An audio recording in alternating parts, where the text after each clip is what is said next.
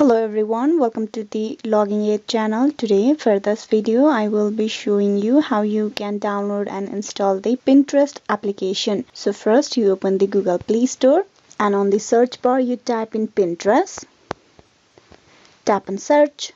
You can see the application on the very top. Now you just need to tap on install just beside it and wait for the application to be fully installed. Pinterest is the place to explore for the inspiration. Here you can discover new ideas. Pinterest is basically an image sharing and social media service that allows you to discover information. It's mostly related to the image sharing. So here you can see the application has been fully installed. Now you just tap on open and just with that you have successfully installed and downloaded the Pinterest application for yourself. Hope this video was useful on how you can download and install the Pinterest application. Please like and subscribe the Logging Aid channel and also don't forget to click on bell icon for the notification and update. Thank you.